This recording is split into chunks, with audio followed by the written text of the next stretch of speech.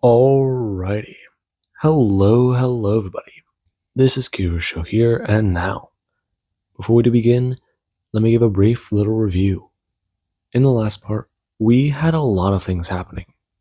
Now, the tournament in York has begun, and King Drutha, he was not expecting as big as a crowd there was to be here.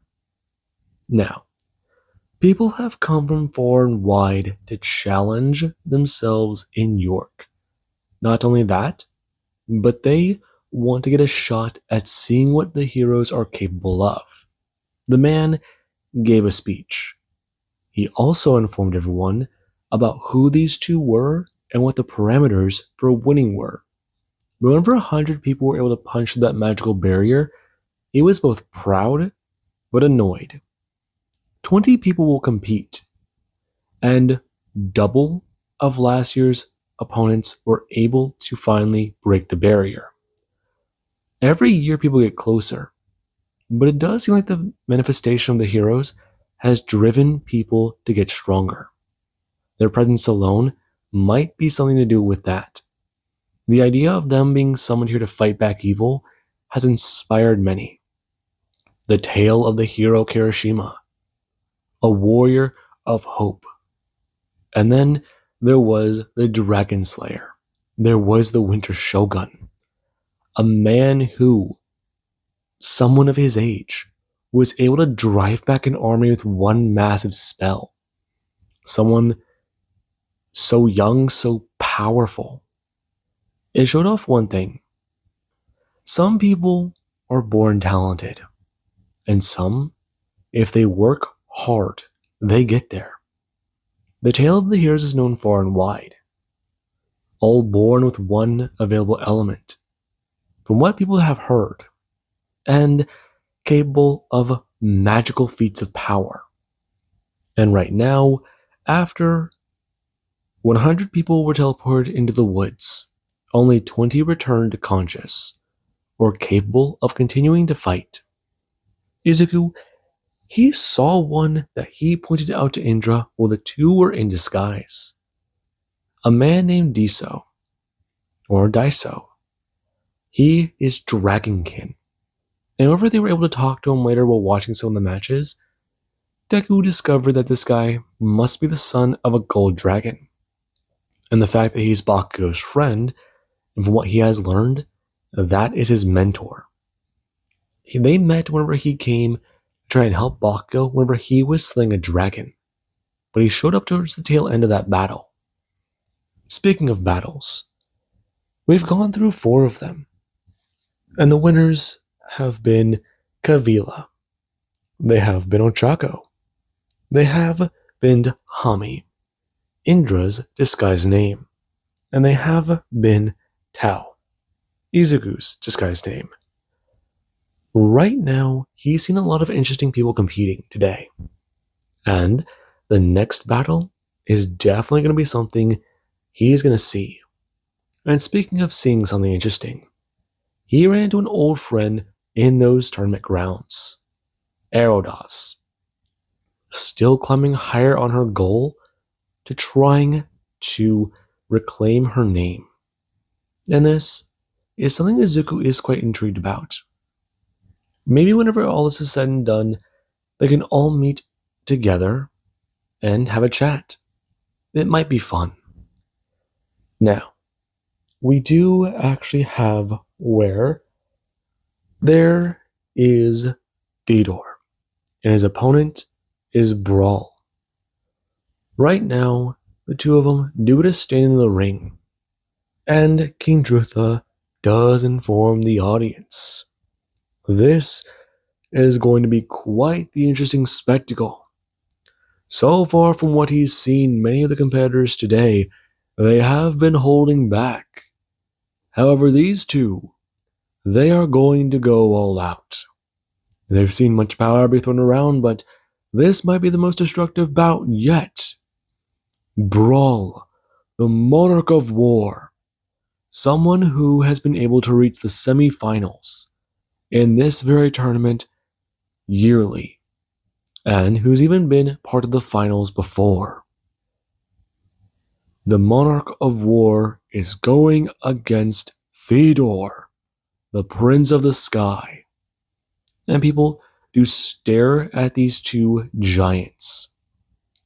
Theodore, a man who is a little over 7 feet tall, and the massive orc man in front of him.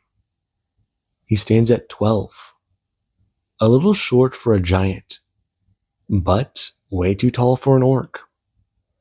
Right now, he does glare down at his opponent, intrigued. And whenever he does it to raise his fist, Theodore does get to bump it. And the two, they do go to wait. And whenever Jutha does announce begin, they both go leaping backwards. Right now, both staying there and getting on the ready for what their opponents will do. And Izuku, he does stare at that. Still quite intrigued as to what exactly will happen. I mean, a monarch of war. But what do they do? What exactly is the man bring up a hand? And whenever he does it to reach into a magic sigil, Deku does watch on. Him leaning forwards as Hami on his lap does get to turn her head as well. The conversation being interrupted with Ochako as he does try to lean in to see what he's doing. And when the man does get to pull out a giant mace, Deku does stare on. It's made of magical energy. No, it's not. That's magical essence. But how? Okay, either he's still having trouble sensing that magic or many of these people are concealing it. Shit, just like him. Then on his mind, him watching the man is going to raise this glowing material into the sky, rushing towards Theodore as Theodore, he has to bring his own hand up, manifesting a weapon that is a clash against the massive mace. The spiked mallet going to try and strike down on his mentor, though his mentor is a manifested spear that does go to strike up at the creation. And the two, they do go to create a shockwave with their strike, around the barrier keeping it contained to the ring. As there is where Ochako does turn, looking at Tao. He's certainly powerful, but she feels like something's off about him. Right now, he challenged Theodore. He's gunning for him. He's gunning for Bakugo and Ochako. But, Ochako? Yeah, homie? So, I did have another question. What is it? You come from another world, right? So what's it like? Her trying to distract Ochako, and she's glaring at Deku a little intensely. And there is back at the match. Right now, Deku does watch the two collide. There is Theodore, who is on the back foot as the massive weapon comes swinging down over and over again. And he does go to finally jump backwards and away. He's to bring his hand up and use gravity magic on the mace, it smashing down and hitting the ground with gravity. And Izuku, he does stare at something. Theodore didn't say a word. He humored him during training. And this does provide more information. He's seen a lot of it. At higher levels, the words don't become as important. These guys, they don't use them. Indra learned wordless spellcasting, but it's incredible now. I mean, it makes sense. It's a valuable skill to learn, especially if most of these people, Theodore, going to watch the mace hit the ground again as the man does a rushing forwards. They're going to faces the two due to collide hands. And right now he does go to rip his hand backwards, a magic circle, manifesting in front of it. Him ripping his hand forwards as a giant bracer does going to manifest on the arm. Him stepping forwards as Theodore does fly backwards up into the air. Before he does go to bring a hand up, blasting out a magic missile. The man bring his own hand up and creating a magic shield. It going to break up against the missile and going to turn. Him stepping forwards and jumping into the air. Right now, a pair of boots going to manifest on his body. and he does go shooting up for Theodore, who does go throw a hand up and begin to use gravity magic. Though the man, he doesn't go to move down too fast. He's able to grab Theodore by his leg, the two coming down quickly and crashing. And he doesn't see the large green giant go to smash Theodore to the ground before he does to bring his hand up and arc it over. Theodore going to reverse gravity as he does rip himself upwards into the sky, fighting the man's downward pull as he just swing his leg up, cracking the man across the jaw. And this does mean a bit. Theodore going to fly backwards into the air and split into three doubles. And the man does get a blink, staring at that, thinking that he might have been hit too hard in the side of the face. And he does wobble a little on his feet, though he does bring a hand up, this time going to manifest a war scythe that does go to have the tip pointed forward like a spear. It's curved on the front. And this does make Deku wish he was fighting this guy. Some of the weapons he took too long ago, yeah, this guy would be a perfect opponent for them.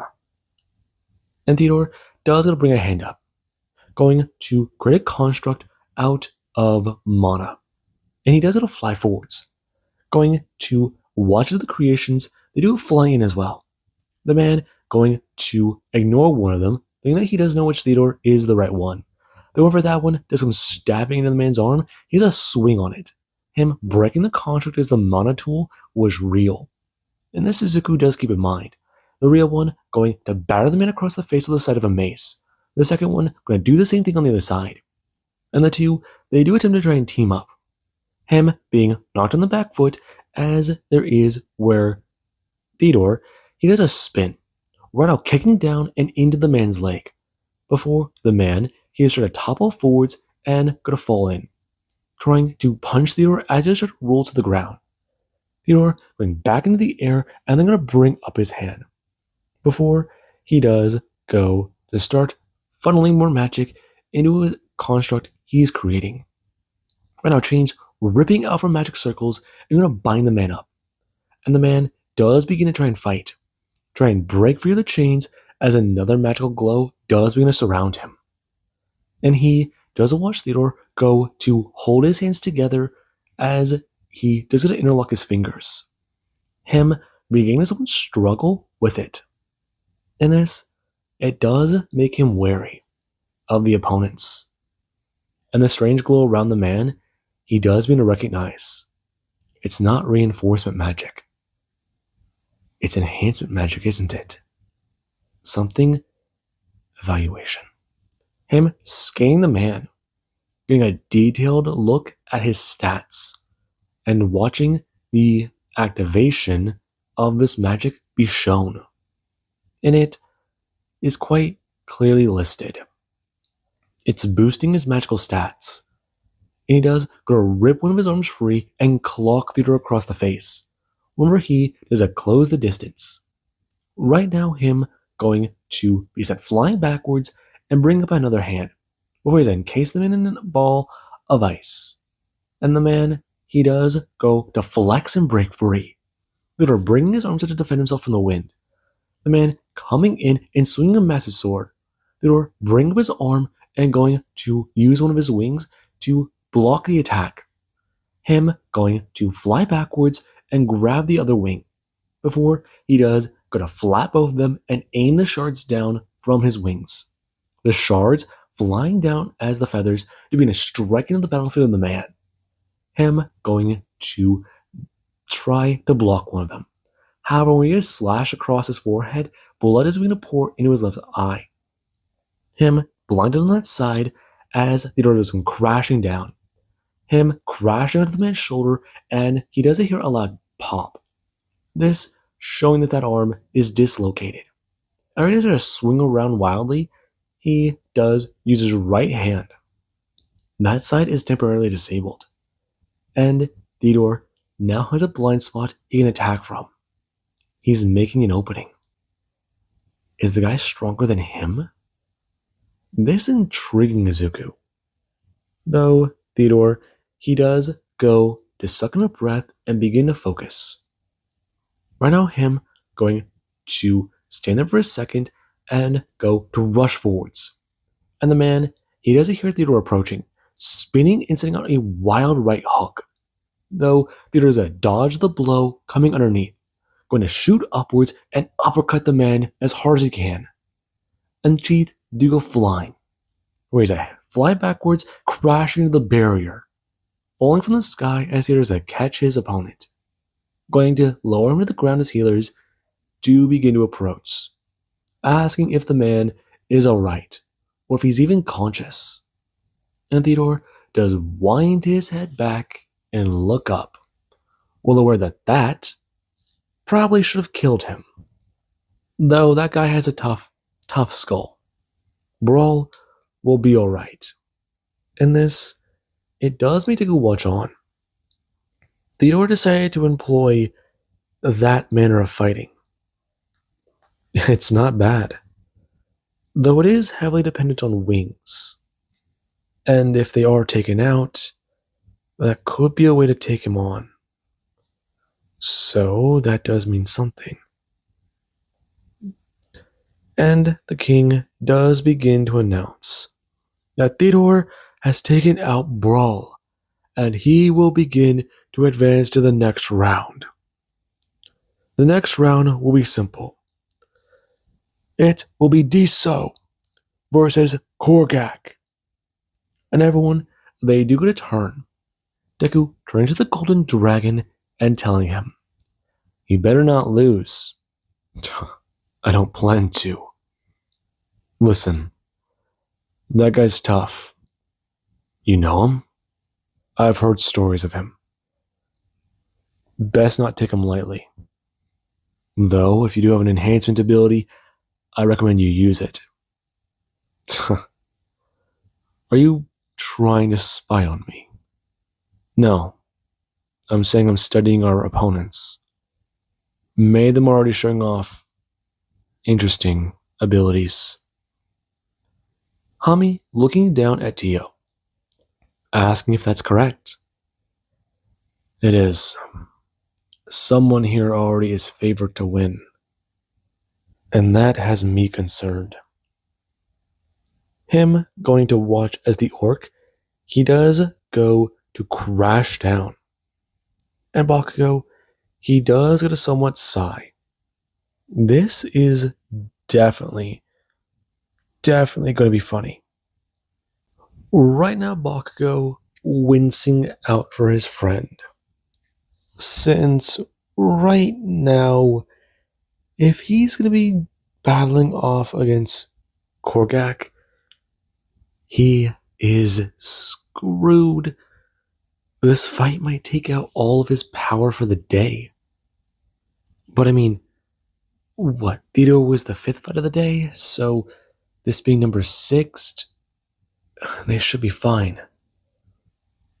Deku gonna watch the Dragon Kid man drop into the ring. And right now, he does get a turn.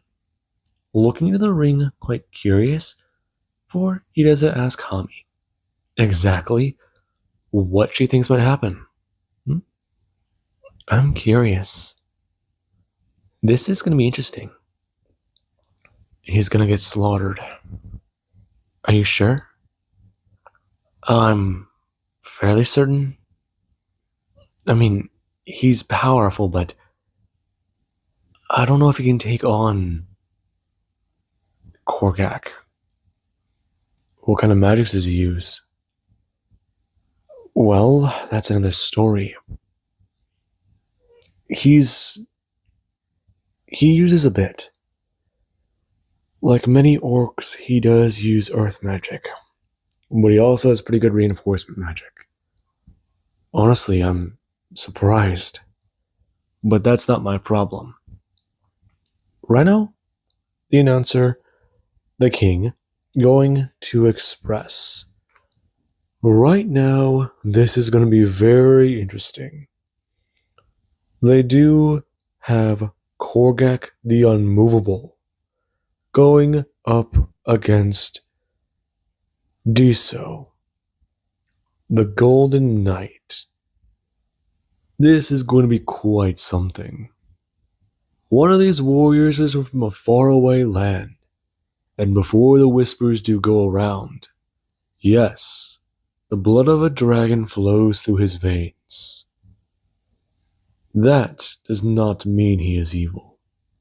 He is the mighty son of a gold dragon, a warrior of righteousness. And Deku, he does go to stare on at that, looking back at Bakugo and talking about it. His friend does seem quite popular. I would hope so. That's not the problem, though. Right now, Korgak going to express to Diso. This is going to be very, very interesting. How about this? They will have a wager. People hearing this out.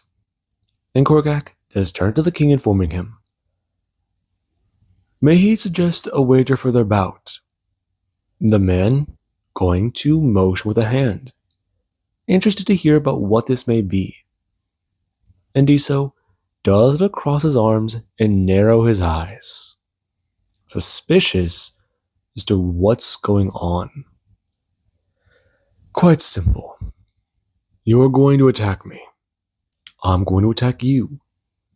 If you can break my armor, you will win. Does that sound fair?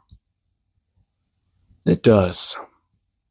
Him bringing ahead of his armor does disappear, and some of the scars that do run along his body do show a well-traveled warrior. The man also does go to unfurl his wings, and they do to shine with a golden radiance that is unrivaled. Only second to one other dragon Deku has seen. And Bakugo, he does stare on. Ochako staring on as well. And there is actually Indra, who whenever she does stare down at the warrior, she does get somewhat smile. Deku going to look up at her and talking about it. It's quite something, isn't it? It is. Impressive, but her turning and going to mouth something that Deku does just won't laugh out about.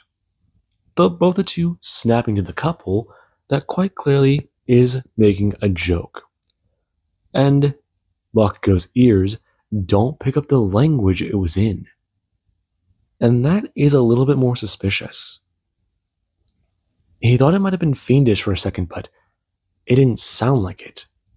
He also thought for a minute it could have possibly been Elvish, but no, it definitely wasn't Elvish. Whatever it was, those two know it. And they do to watch on. As there is where Korgak does going to begin covering his body in a steel armor. And Izuku does stare at this. His green skin, it does begin to glow before he does go to shine with metal. And this does intrigue him. Him bringing a hand up, asking if this is his reinforcement magic.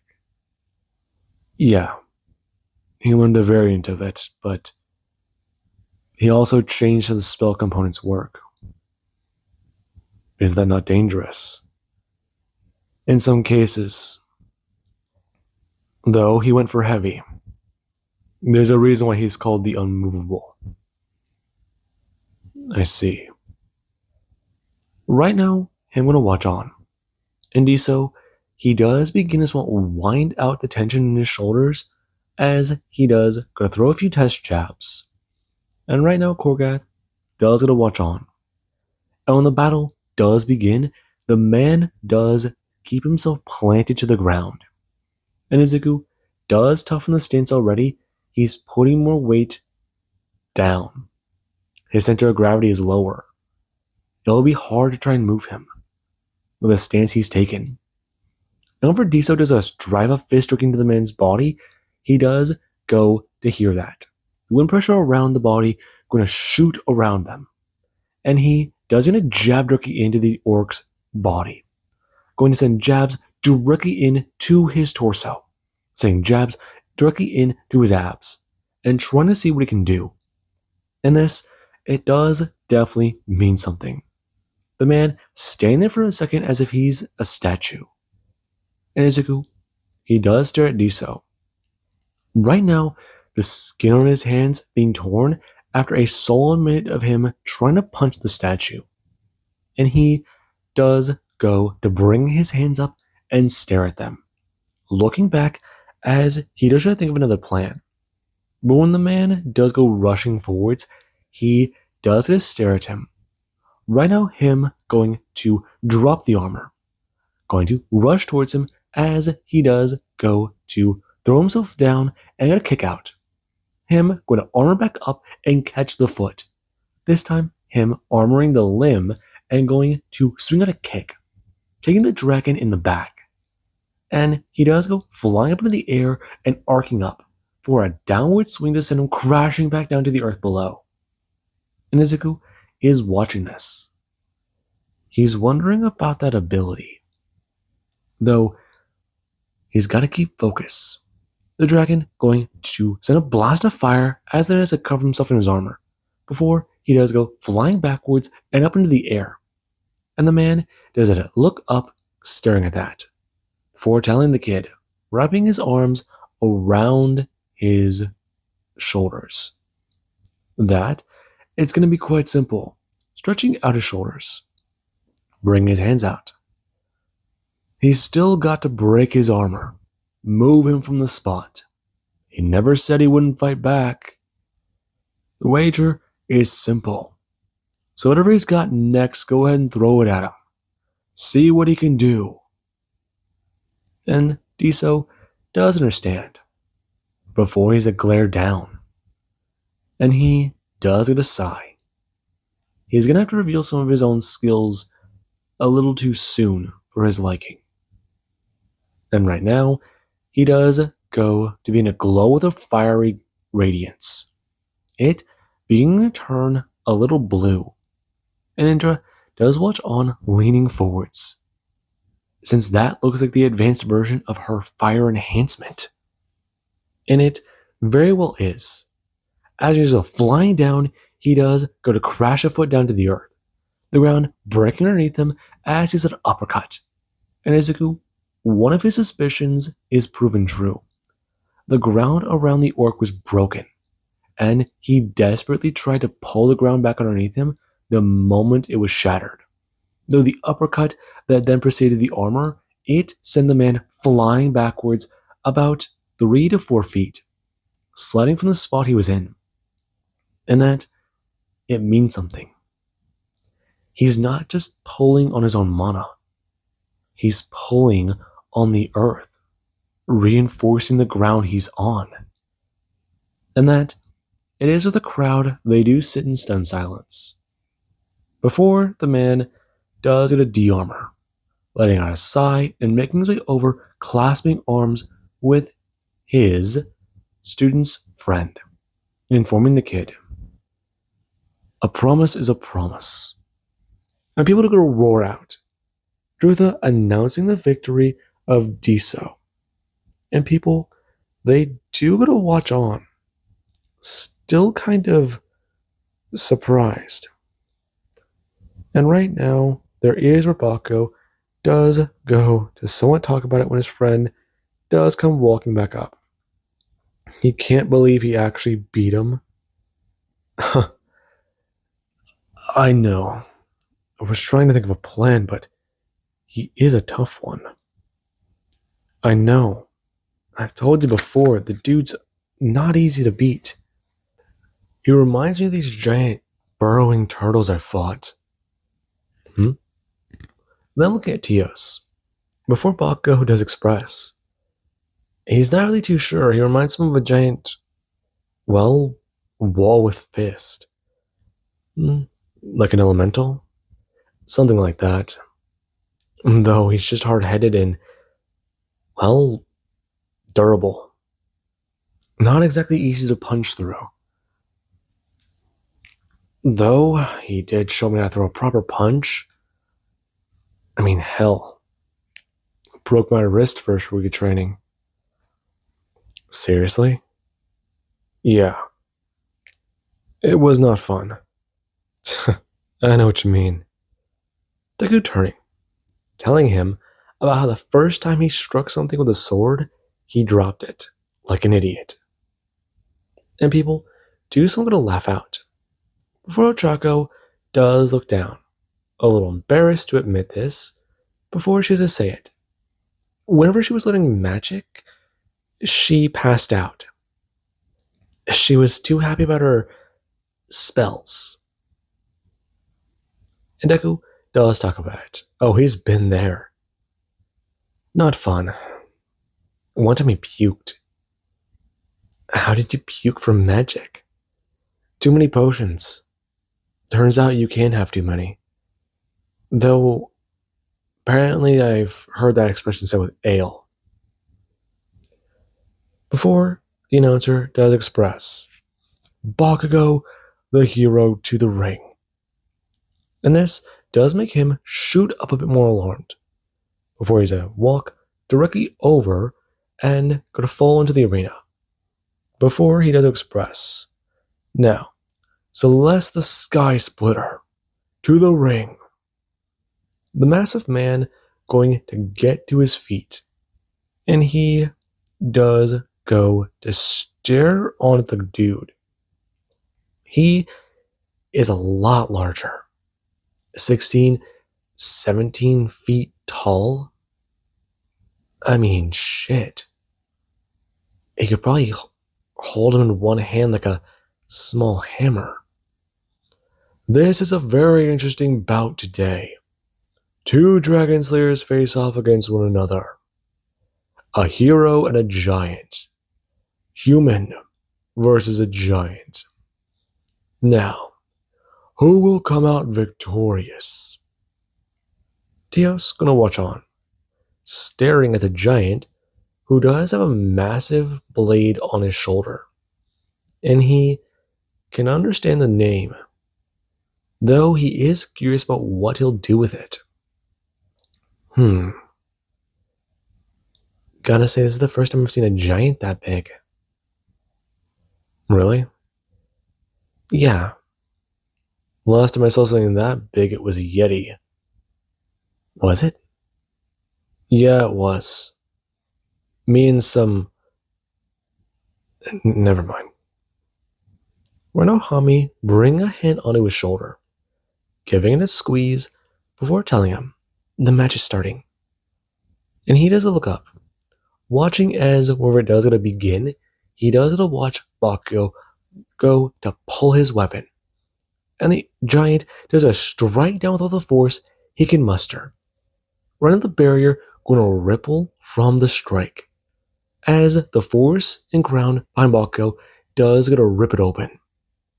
Him still holding up a blade as he does go to hold back the giant's strength.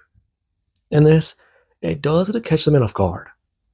Him going to shoot forwards under the foot, slicing into the back of the leg as he's a spin, going to slice open the back of his ankle. And when the man does go to try and step forwards, Bakugo does bring a hand up and go to do one very simple thing. He does shoot a magic missile onto the back of the man's leg, before he does go to blast forwards and onto his knees. Him jumping up into the air with flight, before he does go to strike him in the back with lightning. And people do to watch on, before he does go to take the strike and go to being a tense up. The blade being let go. And Izuku does see Bakugo use his unique skill. Right now, a construct being created as to grab the man with some chains, wrapping him up and around his neck, ripping him backwards as the giant person, it does go to hold onto him. The chains choking out the giant, who does get ripped back to his feet. And the creature, it doesn't fall backwards, crashing to the ground as it is held in place. And the giant does eventually have to tap out. This causing Deku to stare on. He knew the ability did that. But after he No, he got his opponent in a state of fear. Then he activated his unique skill. That's a good tactic. With this on his mind, he's gotten much better with it. How to utilize it. And this, it is where the king does announce his victory, expressing that the hero, he's done something quite simple. So far, that was the fastest win they've had. Now, there are going to be some other matches. However, those heroes who have already had their match, they may leave. If they do choose. Some people are going to stand. Before there is Theodore, who does express. When will the matches continue? Tomorrow. These are going to be quite interesting. I do wish for competitors to be well rested.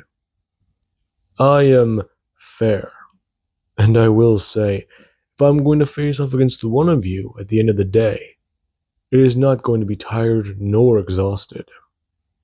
You are dismissed. Some people going to leave. And right now, they do go to do so. Ochako talking about a tavern they can all head to. A place they've been to before. And Izuku, he does try to pull them in the direction of another tavern. Since some people, they did start to crowd around them. It was not good. A lot of fans wanted to get a look at these competitors. And the idea that some of them are the heroes meant a bit. I mean, there's Bakugo Katsuki and Ochako Uraka, two people chosen by deities above from another world. They've gone on miraculous journeys, slayed dragons. I mean, there's a story of whenever Bakugo, he took out a storm giant. I mean, there's the tale of him in the mountain with the Pegasus, stuff like that. And then there's Ochako's tale. The one of her helping the Dryads. The one of her taking on the quest given to her by a Trent. And then it led to her slaying a green dragon. Oh, one of the forests that was corrupted. And how she lost the arm.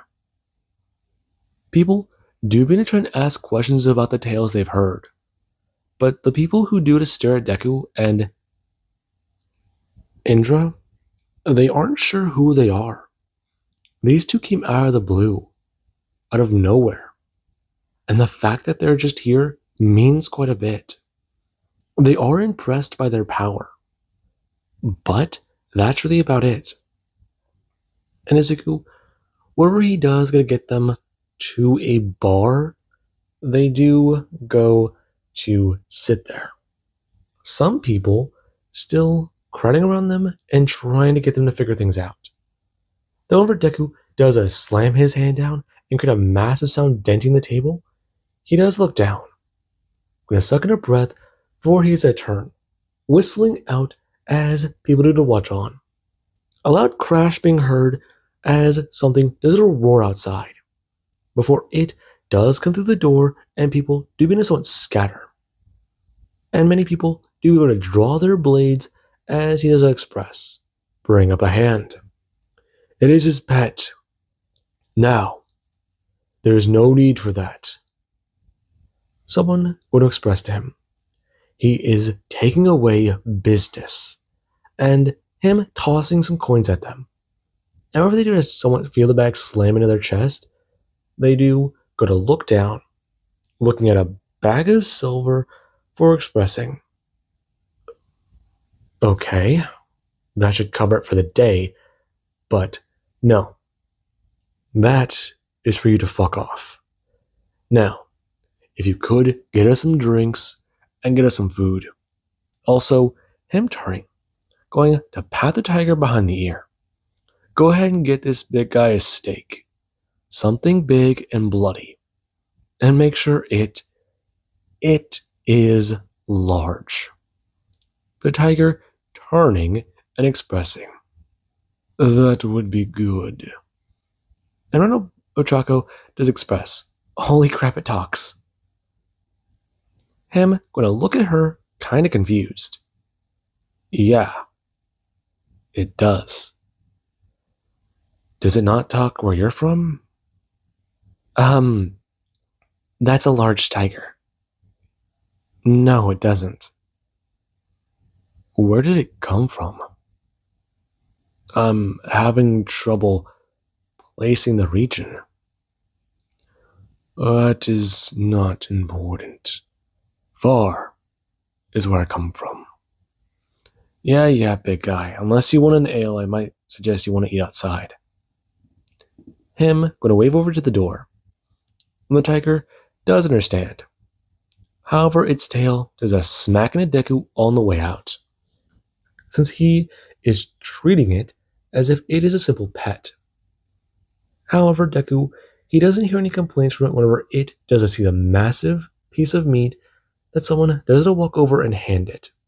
It taking in its large teeth and going to step out with a little bit more happiness in its sway. The tail going to move since it has a fresh kill ready to eat. That being the instinctual thought of the creature. However, it does go to eat. And the heroes, they all do something to sit there. Before Bakugo does it to ask about the mask. And he does it to freeze while he's eating, bringing a hand up and pulling it off. And he does it to watch the wood carvings of the mask go to pull away from a face before he does it look up.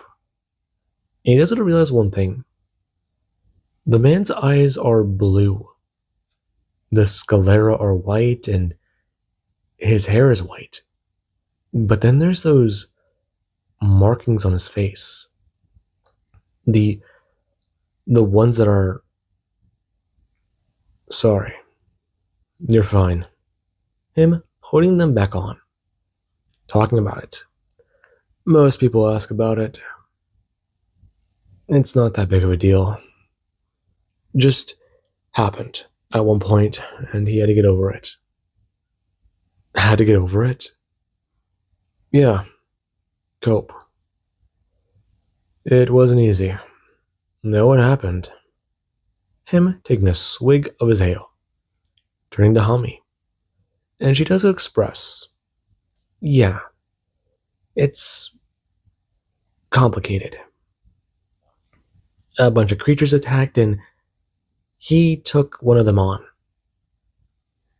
It got him with its blood and scarred his face. Yeah, but we saved it. Yeah, we did. We saved a village because of that. And that was a long time ago, though. A few years back. I'm sorry. It's not your fault. Besides, if it was, I'd at least say, hey, can you fix it? Though, I'm quite curious about the arm. Him turning to Ochako. And she does stare at him, talking about it. What about it? He already asked about it before. Why not talk to a healer? Excuse me? A healer? I mean, I don't know the full story about how it got wounded, but if it was taken off, then did you try to save it? Couldn't. I see. That has me intrigued. About? Him looking at Indra, and she does play along over Deku, does enter a telepathic message. The two staring each other down, being seen as them both contemplating whether or not to share some information. Ever she does give him a silent nod, he does express. He may know something that could help her. What do you mean? With the arm. I mean, if you want. It's fine. But what are you talking about, though? Healing it? They tried that, and all it did was close the wound. What if there was another way? That type of healing stuff is way out of budget. You slay dragons, don't you? You have the money. Besides, I'm sure it would be fine. Worth it at the very least. I've looked into it, it's incredibly painful. Plus, it could take months to heal. And I'd be down an arm anyway. At least until it can fully do its thing, I guess. Okay, but if I could put you in contact with someone who could do it quickly, then would you? Depends on how quickly. I'd say fast. I'll think about it. What would it cost me?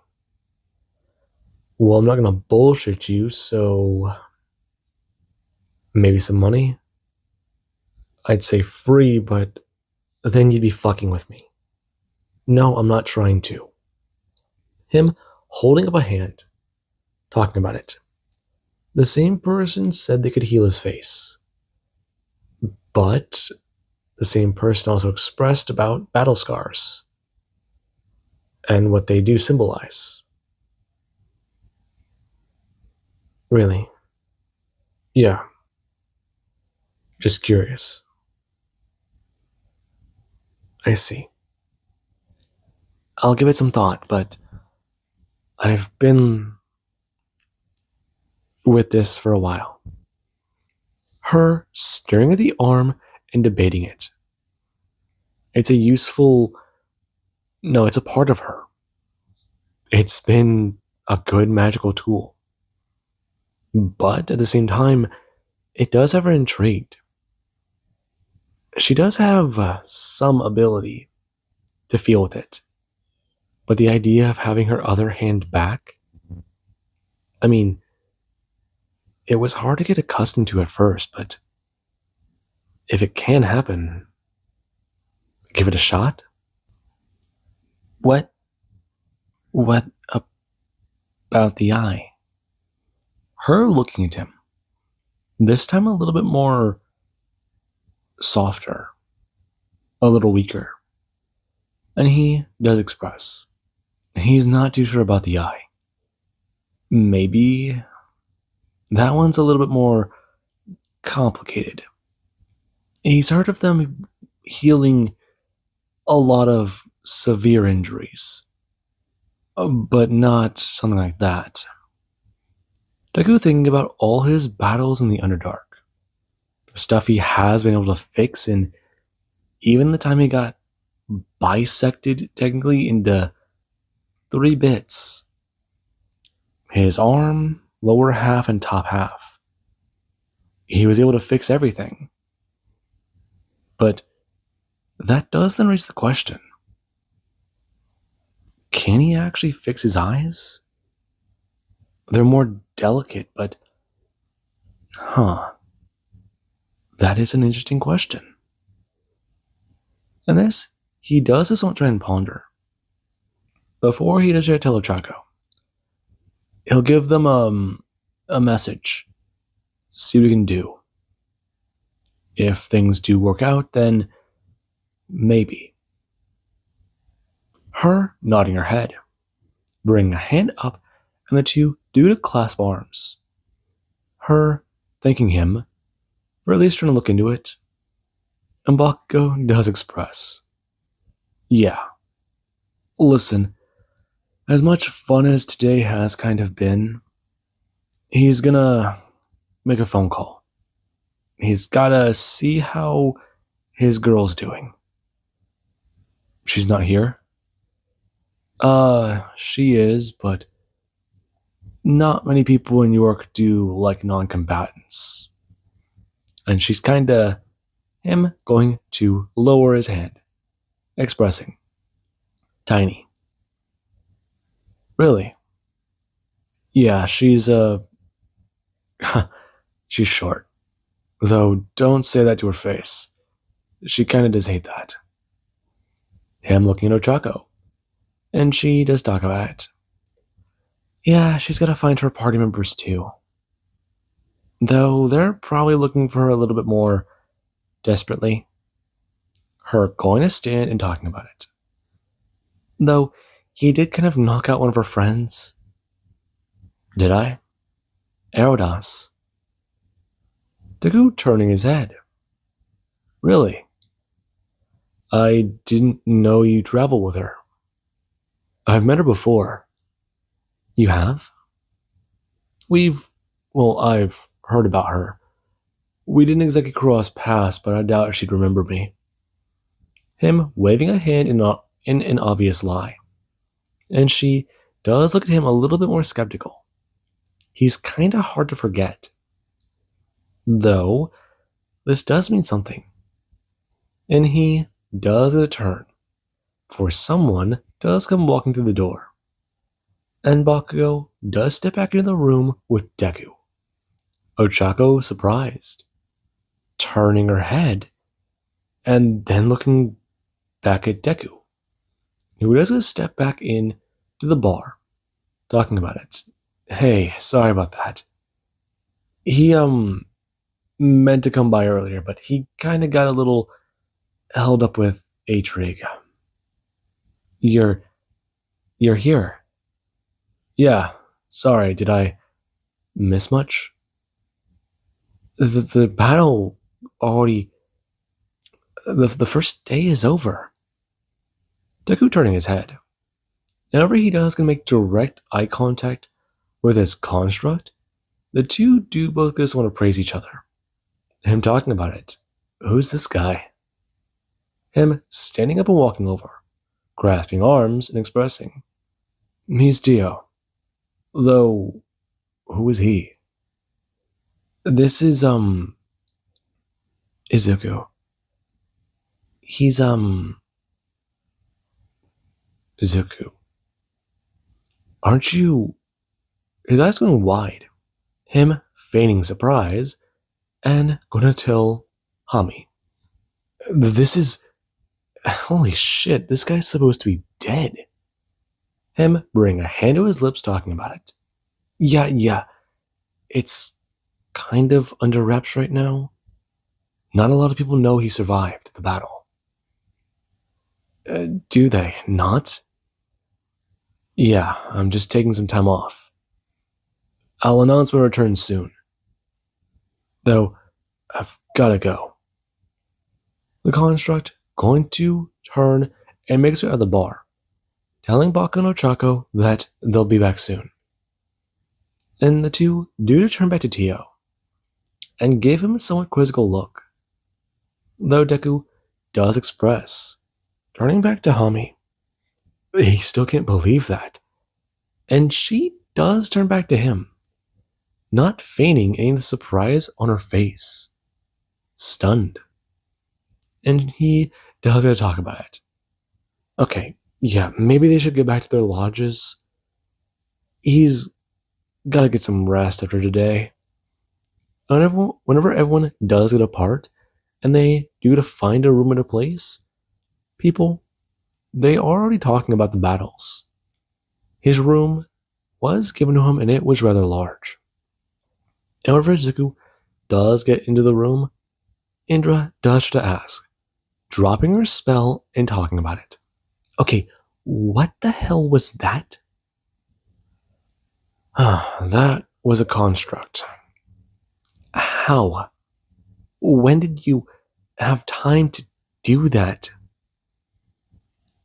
I was focused. On what? Him pointing at the window, talking about it. He allowed a flow of water to move from his foot. It took him a second to build it, but whenever he got it fully built, he was waiting for a good time to show it off. And that was a pretty good time. He acted as if he was lost and trying to search for the hero. Then he learned that there was a ruckus at the tavern where they were. He ran to Bakugo, they came back and talked. It makes it look pretty good. I'll say. I mean, They thought that it was you. They're not that far off, honestly. I had to do something to throw their trail away. If I didn't, then I'd be dead to rights. Don't you think you're being a bit of a dick, though? No, no. I'm sure someone's getting entertainment out of this. Probably the god of mischief, but I'm pretty sure if I tell Atriga or Theodore about it, they'll laugh.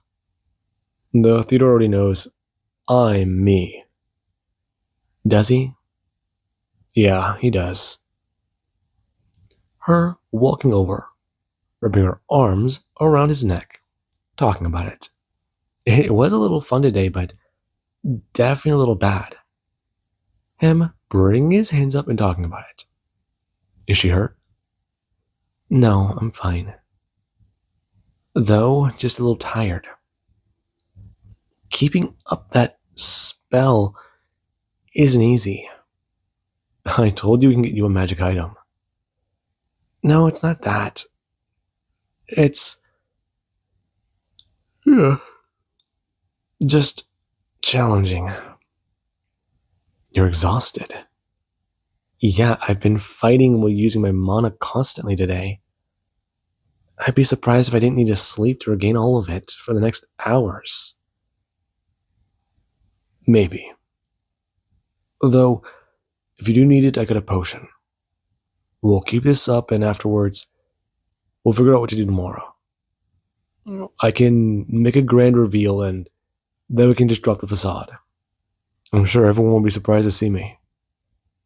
You're probably just going to confuse them more. Yeah, but that was kind of the point. They want me to be resting. And if I'm not, they're going to worry. I don't want them to hold back. Just because they think I'm a little soft. You're anything but soft. Hey, I resent that. Yeah, you do. Though, I do see their concerns. But do you actually think that you can heal Ochako? I do. I also thought about asking Pierce about her condition. I've never seen a Warforged. The two talking about it. And Indra, she herself was curious about that. They're rare.